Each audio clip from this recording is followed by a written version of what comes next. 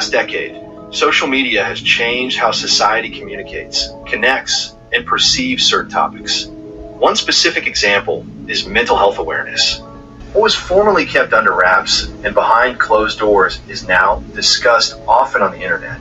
Millions have shared their experiences with anxiety, depression, and trauma on social media platforms. On these platforms, the narrative surrounding mental health has evolved, and the power of vulnerability and community has inspired countless individuals to share their perspectives and struggles. Yet, as always, not everything is perfect. There is a negative side to social media's influence on mental health as well. Users often find themselves exposed to harmful stereotypes regarding mentally ill people, depicting them as unstable or insane on social media. Personally, I have seen plenty of posts calling people with depression lazy and dirty. This stereotyping is often the cause of people feeling uncomfortable reaching out for help, as they don't wish to be perceived that way.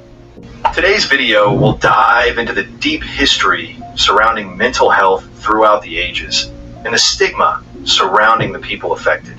We will be comparing the past and present to fully grasp the impact, whether positive or negative, that social media has had on users' mental health. Be sure to like, comment, and subscribe if you're interested in honest and exciting content about mental well-being. Let's start at the beginning. Some of the earliest evidence we have of mental health can be dated as early as 6500 BC. In this era, mental illness was depicted as evil spirits trapped within the skull. Various cultures have recorded mental illnesses throughout time, with many sharing characteristics of hysteria. According to ancient Chinese philosophy, mental illness was due to an imbalance in one's yin and yang. Ancient Mesopotamians and Egyptians attributed mental illness to a wandering uterus. These cultures, along with the Greeks later in time, would treat this condition by using strong-smelling herbs to guide the uterus back to its correct position. Time passed, and mental illness began to be understood more as a physical disorder, rather than a possession of a person's soul. Yet, treatment of these individuals would remain horrific, with individuals being locked in basements and left to wander the streets. Institutions, such as asylums and mental hospitals, would begin housing these individuals and sometimes performing experimental and dangerous procedures, such as lobotomies. During the latter half of the 20th century, research began to make significant breakthroughs in mental health, offering more humane treatments like medication and therapies. According to a UK-based charity dedicated to helping those struggling with mental health, in the 1980s, we developed mental health research into a viable academic career. There were 49 psychiatric professorships in universities and medical schools, compared with 2 when we started. In today's age, treatments can range from medications and therapy to rehabilitation housing, and even something called electroconvulsive therapy, which is small electrical currents to the brain to treat severe mental illness. Science and society have come a long way in how mental illness is treated, but to what extent has society changed how we view mental health?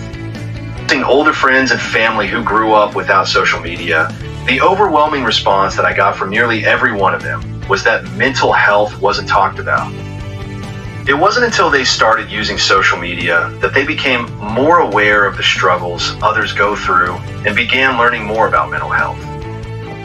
In this video, I'm covering both the positive and negative impacts that social media has had on mental health. Let's start with the good: improving communication, promoting awareness, and increasing mental health research. First, during the 2020 COVID-19 pandemic, the topic of mental health became increasingly popular as more people began sharing their thoughts and experiences as they faced isolation during quarantine. Posts on social media platforms, especially Instagram and TikTok, began to emphasize reassurance that users aren't alone and should reach out for help if needed. An article published in the Journal of American College Health decided to explore conversations about mental health difficulties by Reddit users who posted within college subreddits during the COVID-19 pandemic. As found from the posts from college students during this time, students provided and received social support online. This is just one example of how users connected and increased communication about mental health, often exposing that the students had similar experiences and truly weren't alone in their struggles. Second, social media has acted as a door-opening society to the reality experienced by many individuals. One specific example of this is the popular US-based Instagram page, boasting over 8 million followers, My Therapist Says. According to a study conducted on the social phenomenon of sad culture, the account has become popular due to its relatable, anxious-ridden posts. It revolves around the daily struggle of individuals hindered by their mental conditions, such as depression, anxiety, chronic stress, and other psychological issues, all conveyed comically.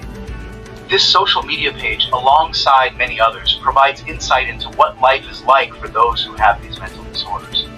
By conveying experiences, especially by using humor, other users are exposed to the topic of mental health, and the fear caused by a misinformation/lack of information is alleviated.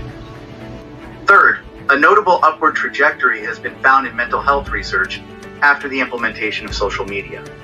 A 2023 study on the role of social media in mental health research by the Journal of Scientometric Research found that the amount of mental health research before the advent of social media was low, but growing slowly, with a dramatic increase in the late 2000s and an all-time high in 2020.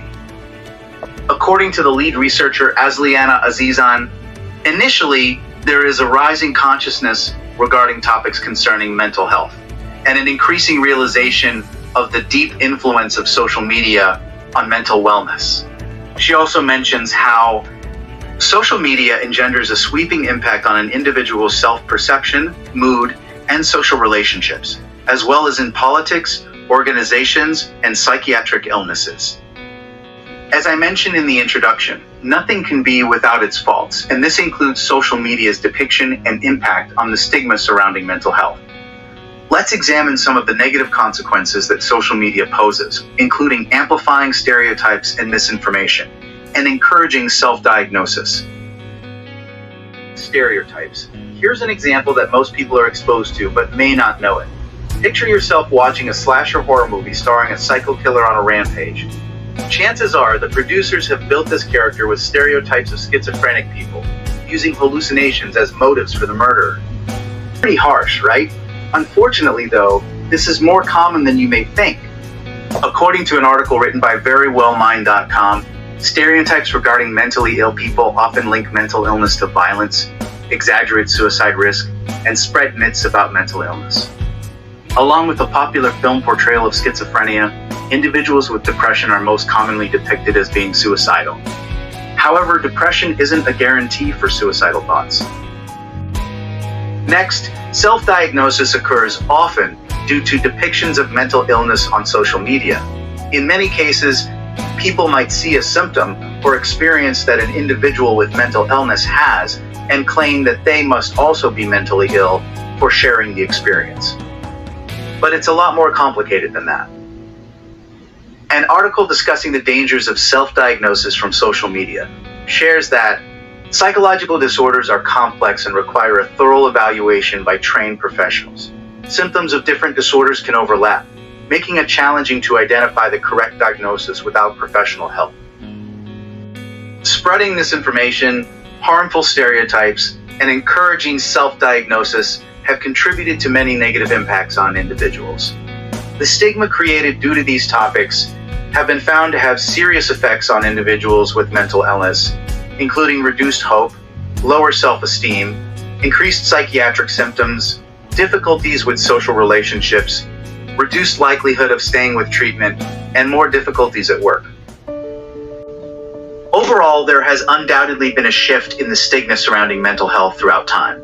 From depictions as possession of the soul, to hysteria, to being treated as outcasts, eventually to advancements in treatment, and now to open discussion about mental well-being, Society has come a long way regarding how we view those with mental illness.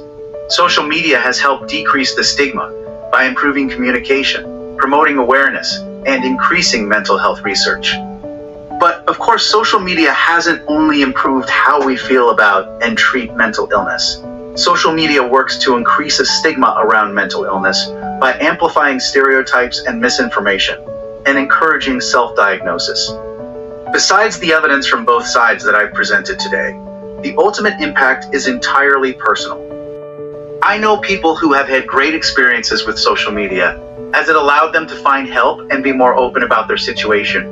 But I also know people who have faced oppression and bullying regarding their mental health.